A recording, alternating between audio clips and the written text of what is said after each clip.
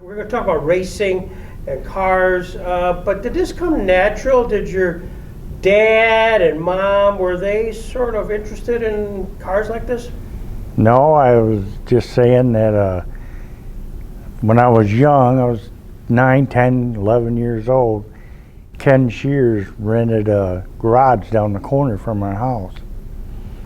And when us kids heard that car start up, we were all down there. You know, and it was amazing. What neighborhood were you talking about? In Jamestown. Whereabouts? Allen Street and Willard Street. But there was a garage for rent down there, and Ken rented it. Like I said, he was older than us. But that's how we got into the state line thing. Ken Shear, tell me a little bit about the car. What do you remember about that? When you're 10 years old, you kind of hear the noise and you gravitate towards it. He, at one time, changed the car got wrecked or something, and he took a door off it, the skin, and he gave me that door. Ah. I've had that door. I carried that thing around for 20 years. No kidding. Till I was older. Yeah, I was much older. I still had that door. I wish I still had it now. But all through the years, you know, as I got older, I kept, you know, in touch with them. And then, of course, I got older and raced and everything else. And right up to the end, we were friends. So, do you remember the car number? Remember the car at all? Oh, 77. Okay, 77. The blue 67 Chevelle. We had to stay out of the garage. We could look in, but I mean, there was a pile of us kids there. You know, there was a lot of kids in the neighborhood. Like I said, when they started that car up, it's like, oh my God. So, cool. This is 1968, 7. Okay. Remember going to State Line for the first time? Oh my God, yeah. We went all the time after that, and I just loved it. I mean, I was crazy about it, and all of us kids in school, we had our own driver. You know, we were in junior high school. At Jefferson. Right. And some people like Sammy Lemon Crusoe, they were the Dodge people, and I liked Ken, and I was a Chevy guy, and then, you know, Jay Plyler and Ronnie Blackmer and all them guys. Ronnie Blackmer was a guy I really liked too. I still got old pictures of him. Really? Yeah. Oh, fun. Did you go into the pits after the races? And oh yeah. Yeah. One time when I was a kid, I got to ride in Lyle Brown's car after the races. Ah. They took, I don't know if it was actually him or somebody would take a bunch of kids and people around the track, you know, after the races. I mean, they didn't go fast, but it was quite an experience, you know. So you actually got in the car, or were on top of the car? No, we were inside of it. Okay. A bunch of kids crawled inside of it, and, and he would ride us around the track. It was a late model. Late model? Okay. Yeah, it was a Cougar, I believe. Okay. Yeah. And were there other racers that come to mind that were kind of idols? Squirt Johns, yeah. Of course, everybody liked him, I think. He was kind of the one everybody liked. Okay. The other ones had rivalries back and forth, like Ronnie Blackman and Jay Plyler. You were on one side or the other, you know. So were you one of those guys that booed when Plyler won and Blackman didn't? I don't know, but I probably did. Yeah, I probably did. When did you kind of say, maybe I should I'd like a car, or like to tinker with having a car? I lived in Florida. I moved to Florida in 1977, and you're familiar with East Bay, I'm sure, Raceway. And I've raced there a couple times, but I had a welding job where I traveled around the country, and they would call me and say, well, you got to go to California for 3 weeks, or you got to go to Maine for 2 weeks. So I never got to race all the time. But I did have a few cars at East Bay. You know, both of them ended up upside down. So talk about that. I mean, what's your first experience of getting behind the wheel on a track? I mean, at some point you go from a spectator to probably working under the hood Oh, but yeah. you then kind of crawl in and get behind the wheel. Yeah, at Can you East talk Bay. about that? I was 19 years old. 19? Okay. Yeah. And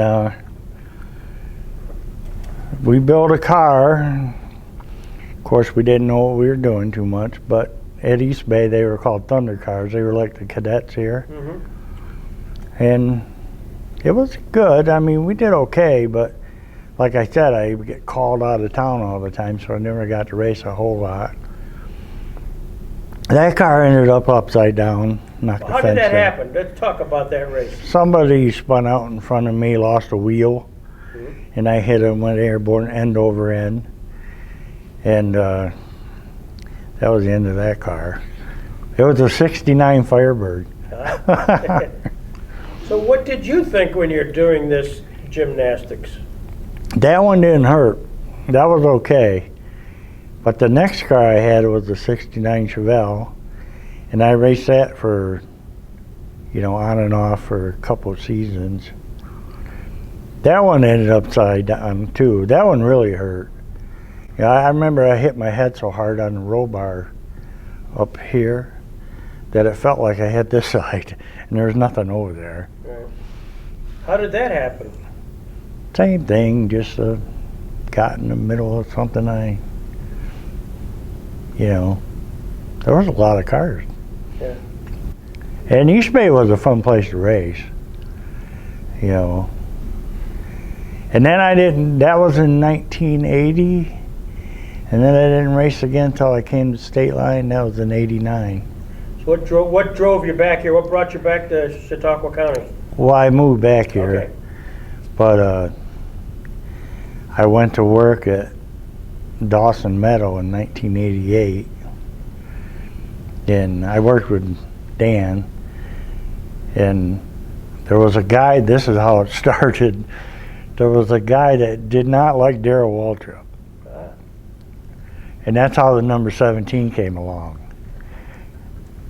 So I said, I want to make a race car, and it was the end of June before we got it done, but we made it the Tide car. Remember Darrell Waltrip's Tide car? Yeah. We had the hood painted just like the Tide car, like a professional. And that's how the number 17 came along. But at some point, did somebody urge you to say, let's go to State Line? I mean, you had a lapse here. So you're down at Dawson's and you're working. From 1990 to 1989, I went to the races sometime, Yeah, but I didn't get into racing. Well, we discussed it, and like I said, in 89, let's do it, we'll try it. We didn't think it would happen like it did. We did pretty good. So how did you find the car? I mean, so you said these We two, built them. you built it, okay? Yep. What'd you build it out of? I mean, what? The first one was a 78 Malibu, the Tide car. And like I said, that was the end of June of 89. And the first race I went in, I came in second in the feature. And what class, just for the... It was spectator. Spectator, okay. And then we won the heat the next week, and I thought, well, maybe we could do this. Then the car got cracked up, so that was the end of that one. But we built another one for the next year, 1990, and we did really good. We came in third in the circuit. That was our first full year. Now, the circuit for the camera consisted of State Line? State Line and Erie. Okay. Then the next year, we won the points at both tracks in the circuit. Same car? Yeah, well, we went through it, redid it, and then after that, I sold that car, and we was going to do it again, and Dawson closed, so I didn't have a job, so that's when I met Troy Carr, and he had a motor, and I said, I got this new car, and if you want to put your motor in, you can drive it, and he won the points too at both tracks on the circuit. No kidding. And believe it or not, he was driver of the year. He won 16 features. That was an accomplishment to be driver of the year, because that's of everybody. Yeah. And that was pretty amazing for a spectator. And that was it. Well, let's talk a little bit about, so 3 years you're active at State Line. Right. Who were the owners at the time of the track? Was that Franny? Franny, yeah. Franny was. So talk to me a little bit about Franny Siemens. He was an original. Yeah, he was. But we always got along good with him. Yeah. Yeah, never had no problems and nothing. I mean, it was like every other class. It started to get, more and more and more racy. I guess, I don't know what you'd call it, but you know what I mean? We had racing springs and racing shocks and racing tires, and it was money. So, I mean, but you did very well. And yeah, we did. We were prepared. Yeah. We had, for some reason, our cars really handled good and everything, and it was good. The best race I ever had wasn't in my car. Ah. It was the end of '91 when I won the points at State Line, and it was, done. The next night they had a race in Erie, and it was a non-points race. I think they still do that every now and then at the end of the year. And I went with Rich Miller, and he drove in the heat race, and he came in the pits. He goes, "You want to drive in the feature?" And I go, "You kidding me?" And Rich is big. Well, I go, "Yeah," but I couldn't get in this. I couldn't reach the clutch. So we got all the blankets and pillows and everything else we could find and put behind me, and so I'm sitting on the very edge of the seat, because I had all the harness on and everything, and I could just barely get that clutch pedal in. And I just went out there, started laughing. There was 25, 30 cars, and I won the feature. Oh my God. Yeah, and never been in a car before. So that was really cool, and I have a picture of it. Oh, were you anxious to see? Yeah, I could barely see over the dash too because Rich was so big. I'm like almost laying down in the car. I don't know how I won, but I did. Spectators have, as a class, were they 25 lap features? It's only like 15 lap features. 15 lap features. Yeah. Did they ever have any longer ones than that, sort of? Once in a while. Yeah. Yeah, championship race or something. And so really for this 3-year period you had great success. Did you, there's regulations concerning the car. Did you ever take any liberties? There was a lot of people wondering because we were very successful, and we let them look at anything they want. Yeah. One time I broke a rocker or a push rod or something, and we had to pull a valve cover off after the heat race, and there must have been 20 people there looking at the motor. They wanted to see but there was nothing there. What was your motor? What'd you have? It was a 355. Yeah. Yeah. The first car had a 400 in it, and it froze. We put it outside one October, and the motor froze. Remember that?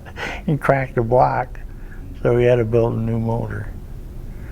But so at this time, who consisted of your pit crew? You guys that kind of came to your garage and Dan Rickard. That was it. That was it, pretty much. Yeah. Okay. Every now and then, someone would come over, and neighbor would come over. We had a guy who lived across the street, and older fella, and when we came home from State Line on Saturday night, if we pulled in the driveway, he went to bed. If we backed in the driveway, he came over because he knew something was broken. We had to fix it that night to go to Erie the next day. So where did you garage it? Where did you actually do the work? At your home? Yeah, at my house and Dan's house. We lived out in the country. Okay. And when I went to work at Dawson Meadow in '88, it's, "Oh, you're from Gary, so am I." Well, we lived next door to each other, only up the road a little bit. I'll be darned. Yeah. So that's where you'd park your car and work on it?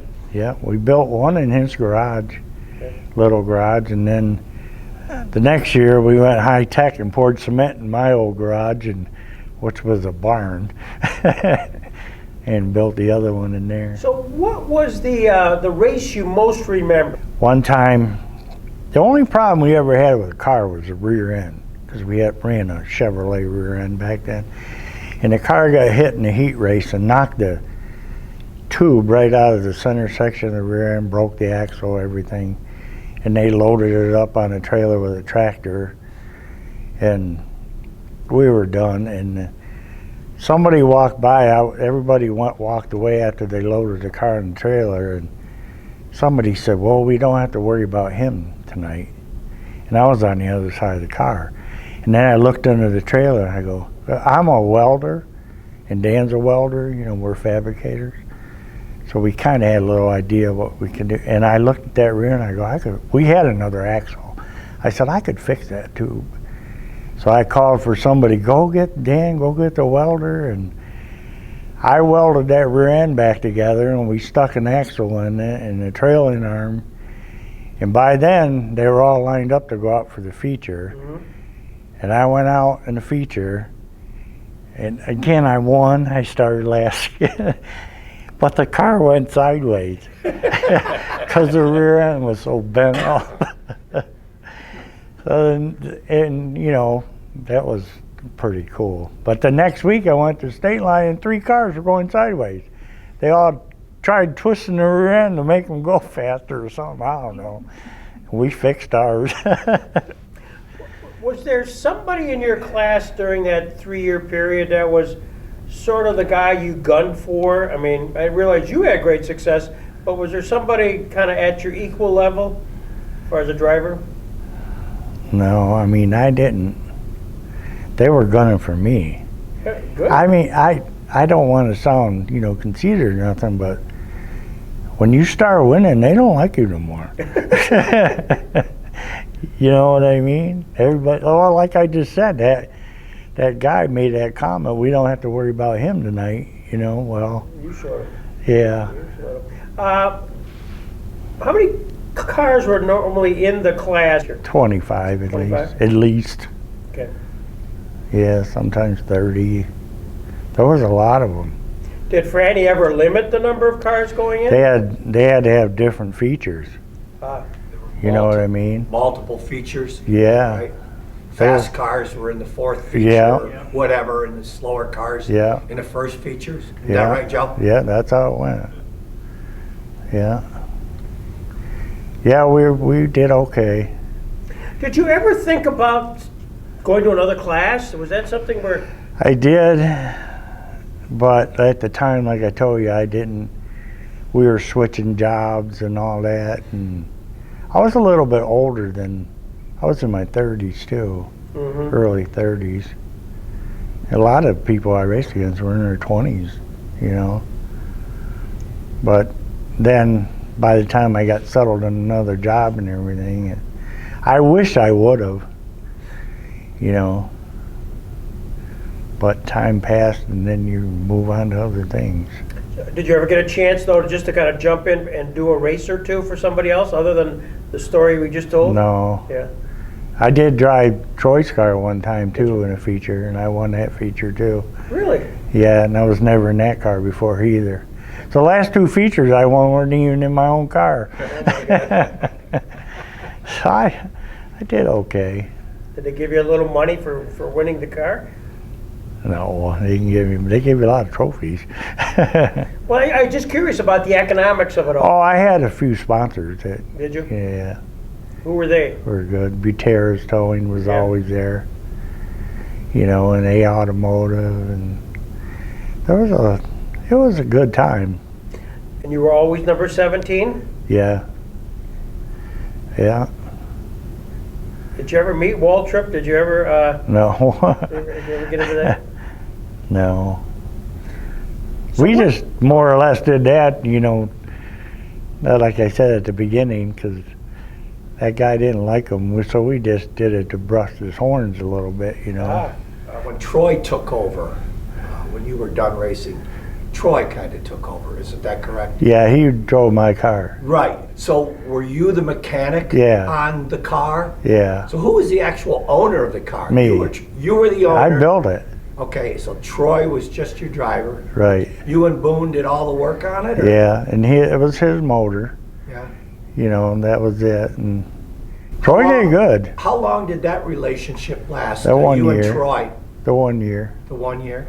Yeah, well, he won the points too and everything. And then later on, after that year, did you get involved with anybody else? No, Did you not help out really. anybody else? Or did you just go up and sit in the bleachers? Yeah, pretty much. It was crazy. It was hard to do. A lot of times I didn't want to go because I figured, you know you could do it. Yeah. Bob Schnars told us this story one time. He said when he got done racing, he never went back to the racetrack. He says because you can sit up in the bleachers and you can get these crazy ideas about stuff you can still think you can do. Right. And yeah, you're right. He was right. You think you could still, you could still do it, up until a certain point, but. Do you want to say anything about your mechanic? Oh, he was the best. It's always there. Yeah. Yeah, we started it and we finished it. It was a good few years. Well, it sounds like it a lot. Well, congratulations. We're going to talk to him a little bit now, and he'll get the other side of the story about you. Okay. Dan, also known as Boone. And well, the question begs the question. You're called Boone for a reason. Why? I guess the name Daniel. Ah, Daniel Boone, of course. Got it in school. So we just heard from your good friend here about your relationship. So tell me a little bit, how did it, from your perspective, how did it start? You're living in Gary, he's living in Gary, you just kind of met? We met at work, Ah, and we got to talking, and I told Joe that I bought a place out there, and he asked me where it was, and I told him I was on the Herrick Road. He told me where. He says, well, I live right next door. Yeah. So I got moved in and everything, and that's how we got to know each other, through work and living next door to him. well, how did ultimately the idea, you're bullshitting, and do you both have an interest in like NASCAR? Do you watch racing? Or Yeah, I started going to races about 68. Okay. And I'm still, Locally and, yes, here in State Line. okay.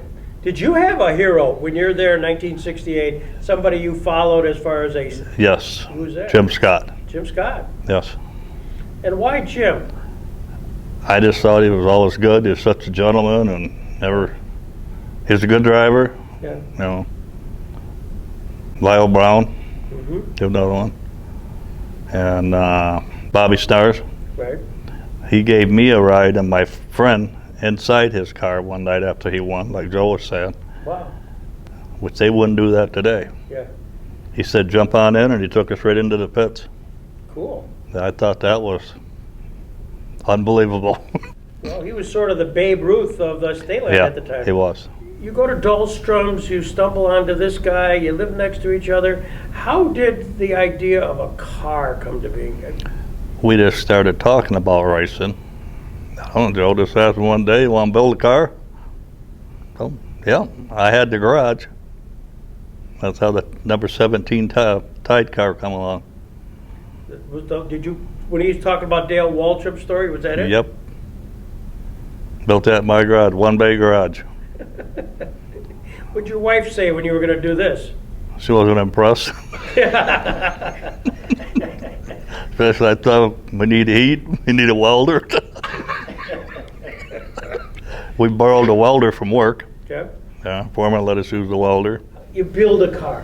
What's that mean? Actually, that car was completely ripped apart, built a roll cage ourselves, What was the body, the chassis? What was it? Malibu. Okay. Yeah. I mean, you stripped everything out of it. Joe bought all the roll bars and stuff and steel, and we welded them in there. Bent them ourselves, too. So you really do build it? Yes, we built the whole thing. Wow. Yeah. Every night after work. That's as the wife wasn't impressed. Boone, this is the first car you Yep. ever built. Yes, first one. I'd never, How did you even know where to begin? with Joe. We were self-taught. They just, Joe said, I think this is where this is supposed to go, and this, and I love it. So they did. I never did it before. We both were welders and fabricators, you know. It's not like you worked in a garage someplace or No. hung around or had some idea. We had some idea what a roll cage was, you know, Yeah. plus the rules, which you had to have, Yeah. you know. So you knew you were going to build a spectator car. Yes, I know it. And did you have your own timetable? Like, all right, we're going to get this done and ready for the season? Whatever, Joe. Yeah, I think it was June, wasn't it? Yeah. It was in almost the middle of the season, I think. So when did you start the car project? No, I think actually it was like spring. Really? Yeah. Short, so it didn't take long. No, not the first car. No.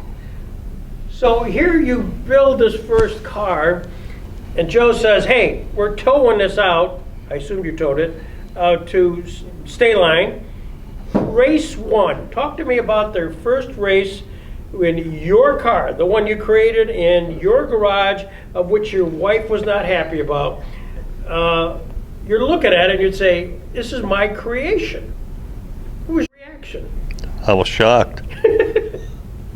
I couldn't believe I'd do that. Yeah. I really couldn't. Where did you guys learn about suspensions? I mean, shocks and springs and the right gears and the correct tires. I mean, building a car is one thing. Right. Racing the car is totally different. Right. Where did you learn all the racing knowledge that you guys obviously had with your remarkable 3-year record? I didn't have any. Joe had it from previous when he was out in Florida. I didn't know nothing about that stuff. Whatever Joe said to do, we did. I never told Joe what we were going to do. He told me. So that's that. Just for again for the camera, that's the setup part of it. Mm-hmm. Yeah. You know, there's the building of the car, and then Yeah. there's the setup. Joe had an idea of what it had to be. Okay. But he's the guy that, you know, I never said, Joe, we're going to do this, we're going to do that. He told me, he said, we're going to do this, we're going to do that, and we did it. And it was very successful. Well, you talk about that. The fact of at some point after your first race, I assume you did not win your first race. I don't think, but you all of a sudden start winning. Yeah. Like, wow, you must have said, Joe, what are we doing correct here? Well, we were doing something correct. His driving, though, for one thing. Yeah. How would you describe his driving style? Was he very aggressive? Was he patient? He was very aggressive. Joe was not a follower. There was a spot, he took it. He never took anybody out, but if there was a spot, he would take it. He would do a lot of rubbing because that passenger side of that car was destroyed every week. Am I correct, Joe? Well, I think about Joe, who has to start at the back Yeah. most nights. Most nights he he's did. in the 20th or back. Yeah. And he's got like 15 laps to get to the front. Yep. He can't be fooling around. No, he wasn't. He wasn't a follower. I knew that right away the first time I seen him race. Yeah. This guy means business. So your number 17 keeps moving up, moving up, moving Yeah. up. Was he an outside driver? Was he an inside guy? What was there a Inside. technique? Inside, yes. Inside. Inside. Sort of a Squirt Johns guy. Yep. Inside. He drove that car. Yeah. He didn't throw it up the top. He drove that thing in there. Okay. So you didn't have a fishtail. Didn't have a, Nope, he drove it. yeah, retard. He actually reminded me of a Dick Barton. Yeah. Really, how Dick drove his car. I've heard about him. Dick could someplace. really, yeah. That's what Joe reminded me of. Joe couldn't remember any of the other guys that were in the class. Do you remember any of the other guys that you guys yeah. were racing against back then? Give me a minute. At Pasadena, Joe's brother was running, Buck Yanik. Then Rich Miller got moved up into the 4th. Then there was I think it was Les Earhart, E5. About Wiener. Yeah, Wiener Anderson. Then there was the fella from, I think, Randolph area who had a Mopower. That thing, you could hear that Mopower over all these guys. I can't remember his name, but Jim Rebar. Rebar. Jim Rebar. Yeah, you call. Yeah. Yeah. These guys were all gunning for him. Yeah. Greg Johnson, Yeah, Greg Johnson. Yeah, 5J, right? Greg was? yeah. Yeah, there was a lot of top guys there. But they were gunning for him, though. So when the race was done Saturdays, and you had to go as part of the circuit to Erie the next day. Yes. Was there often a lot of work to be done, or was it just more kind of shield work, or Well, mostly the passenger side. passenger side? Pound the dents back out. Back then you had to pound the dents out. And one thing Joe always said, we always went through the whole car, every nut and bolt, Yeah, yeah. everything. Make sure that car was ready. It was ready. So you came in Saturday night. I mean, sometimes you're there at midnight, roll in, Yeah. and would you work on it that night, or did you come in the next morning? If it was something major that night, that's when the neighbor Red would come over too. That's a great story. Yes. Um, He waited for us. okay. And was it mostly at your garage where the work was done? Or both? At the beginning, but towards the end, and like Joe put his other garage and floor, and we did it over there. Okay. It made your wife happier. Yeah. Yeah, good. Yes. Did you like State Line versus Erie's? Was there a difference in kind of Erie wa- approach? Erie was a faster track Okay. for some reason. I don't know why, but I thought it was. I think Joe would tell you himself he liked racing at Erie better too. Was that a difference to how you set up the car? I mean, No, Just the same car was set up same way every night.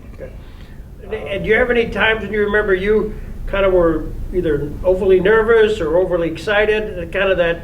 I was nervous every night. When you look back on it, what are you most proud of, or what do you most remember about your time with Joe? That the way he approached it, he always went out there and not just, he's like he said, I don't want second, third place, I'm here to win. And he did that. I think it was, I can almost say, I don't know how many, if he didn't win, it was because the car broke. Seriously. Like that story he was telling about that rear end, and that guy that was the welder at the track there, I don't know if you remember who he is. He always helped out. He had a welding. It was me that went and got him. And I asked him if he had this certain kind of rod because he had to weld that steel tube to that cast housing. He says, yeah, but I can't do it. Joe did it. Joe welded it himself. And when he dropped that car down, I noticed the rear end cocked. I said, this ain't gonna be good. And that's when, I think his name was John, Patsy's brother. He told me, he said, the only thing that might happen is to snap the universal off because the way it was dog tracking. He went out, like I said, last, come back in, won that race, and he said, that car's never handled like that. I said, we're leaving it like that. I mean, it was really a 3-year period. And Yes. at some point, does Joe come in and say, "Hey, Boo or Dan, we're done. We're not gonna do this next year. Yeah. Or let somebody else use our car." How did you feel? We accomplished what we wanted to do. Yeah. Yes. He got better every year at it. Yeah. I mean, it took him 3 years to do that. That's awful hard to do. Yeah. Because there was weeks where we were just leading maybe by what, 3 or 4 points? You know, he had to keep that car going. We did. So you were serious. Oh yeah, Yes, yes. yeah. Well, like I say, I don't take the credit. There's the guy. I never told him. He told me what we were going to do. Well, it sounds like a good partnership. Yes. Yeah. You know, like I say, I didn't know that. I learned a lot. You know. Did you miss it? I mean, at some point the car Oh, yeah. then goes off and Troy drives it, and Yeah, I still went. yeah, It wasn't the same for me though. It wasn't. yeah. But it was still dominating. You know, he there's the car owner, and he did this previous year. Now he just wins it again. You know, as a car owner. Yeah. You know. Well, Then what happened? I mean, Troy, next year, did Troy sell the car? Did you guys sell the car? What I happened? think so. That's when he moved up to cadet. Yeah, we sold it. Yeah, he sold it, went to cadet, then he moved up to, And somebody sold, your car was sold. yeah, So that's the end of the story. yeah. And Troy was on his own. You know, something that you say, a race or two, that you say, hey, Greg, I can't believe that Joe did this, or something. That would be the race I'm talking about with the rear end. Yeah. Because I think it was that night that Joe was only ahead by 3 points in at state line and maybe a couple on the circuit. This ain't gonna work, but he proved everybody wrong. So that was critical to get back in Oh, yeah. for the final. Yeah. So it was. I remember the guys driving by, said, he ain't coming back. That car was sitting there, the rear end was hanging out here. I mean, it was actually hanging out here. Well, That's a great story. I mean, it's I love a it. comeback story of It is. You need to go back out to keep your lead, Yeah, and then you win. yeah. Yep. Yep. That's remarkable. Yep. It was really something. Yeah. Well, this is great. Thanks for sharing. I appreciate it. Put this all together and make you look like Oscar-winning people here. We were.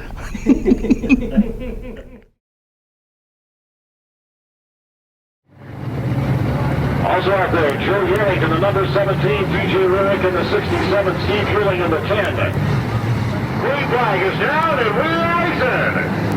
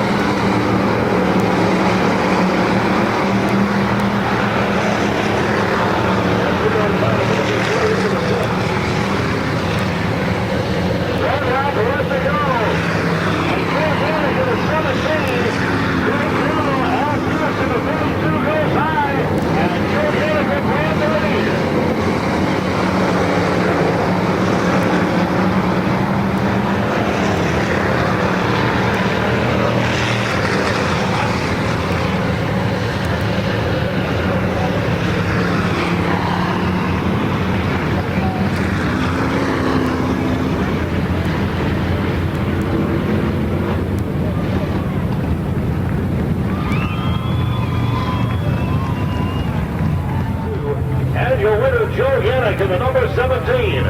Joe Yanik sponsored by A Automotive, by American Legion Post 777, by Buterus Towing, by B&M Electric, also by Stanford's Garage, and by Yanik's Painting. Yanik's Painting, Stanford's Garage, B&M Electric, Buterus Towing, American Legion Post 777, and A Automotive, the main sponsors for Joe Yanik in the number 17.